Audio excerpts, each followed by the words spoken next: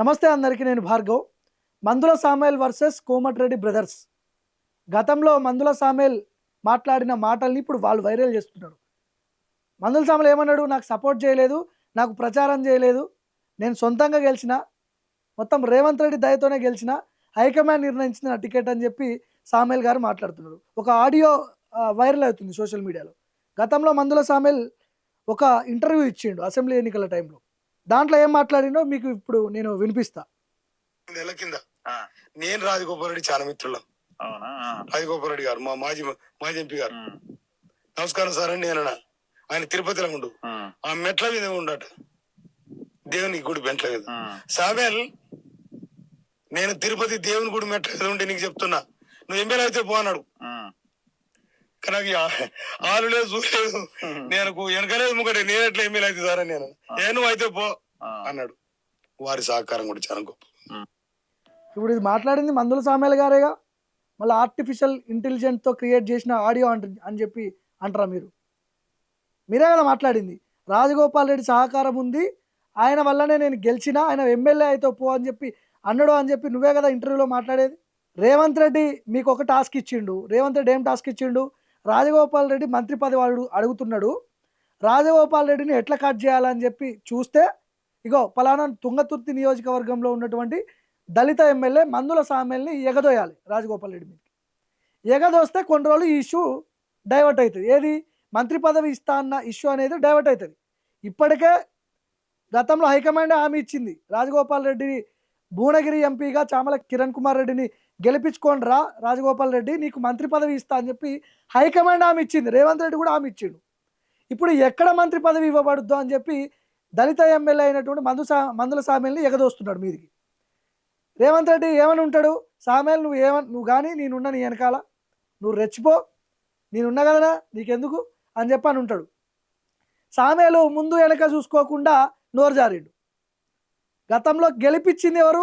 రాజగోపాల్ రెడ్డి అని చెప్తివి. మళ్ళీ ఇప్పుడేమో మెంటల్ ఖరాబ్ అయింది మంత్రికి అంటున్నావు. అంటే మెంటల్ ఖరాబ్ అయిన మంత్రి ఎవరు? నల్గొండ జిల్లాలో ఎవరున్నారు మంత్రి?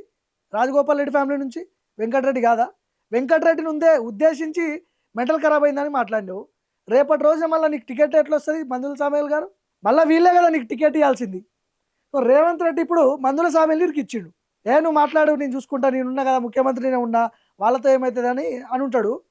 మందుల సామేల్ నా వెనకాల ముఖ్యమంత్రి ఉన్నాడు కదా, వీళ్ళు ఏం చేస్తారులే అని చెప్పి వాళ్ళు చేసిన ఆ త్యాగాన్ని మర్చిపోయి ఈరోజు మందుల సామేల్ రెచ్చిపోయి మాట్లాడిండు. ఇద్దరి మీద టార్గెట్ చేసి మాట్లాడిండు. కోమటిరెడ్డి వెంకటరెడ్డి, రాజగోపాల్ రెడ్డి. వాళ్ళిద్దరు ఎట్లా వదిలిపెడతారు మిమ్మల్ని? నేను ఇంటర్వ్యూ కోసం అని పోయి రాజగోపాల్ రెడ్డి దగ్గరికి పోయి మాట్లాడుతున్నప్పుడు ఆఫ్ ది కెమెరా భయంకరమైన నిజాలు చెప్పిండు నాకు రాజగోపాల్ రెడ్డి. ఇదే మందుల సామేల్ నా దగ్గరికి ఒక 100 సార్లు వచ్చిండు, భార్గవ్ టికెట్ ఇప్పియమని.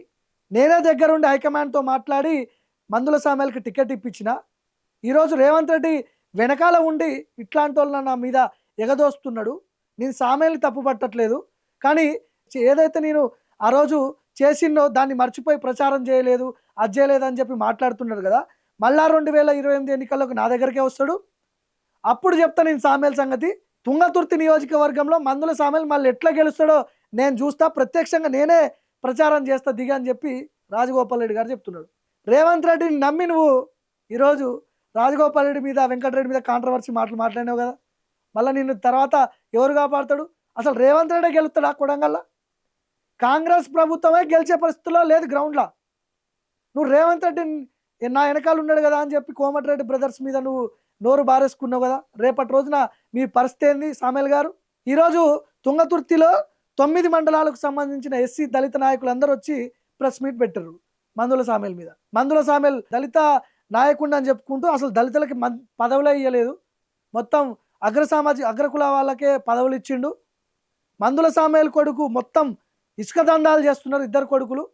గతంలో ఇదే మందుల సామేల్ చెప్పిండు, గాదర్ కిషోర్ ఎమ్మెల్యేగా ఉన్నప్పుడు చెప్పిండు. ఏమని చెప్పిండు?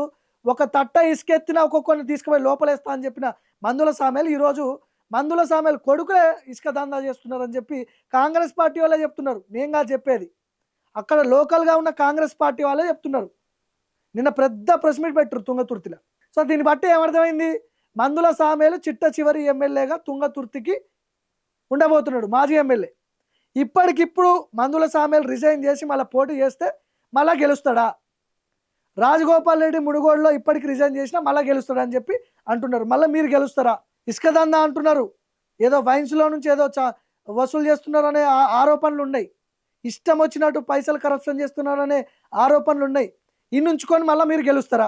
సో అటు ఇటువై ఇప్పుడు మందుల సామెల్ని రేవంత్ రెడ్డి ఇరికిచ్చి అవతల పడ్డాడు. రేవంత్ రెడ్డి ట్రాప్లో వీళ్ళందరూ పడ్డారు ఇప్పుడు. సో చూద్దాం ఈ పంచాయతీ ఏడదాకా పోతుందో మరి మనం కూడా.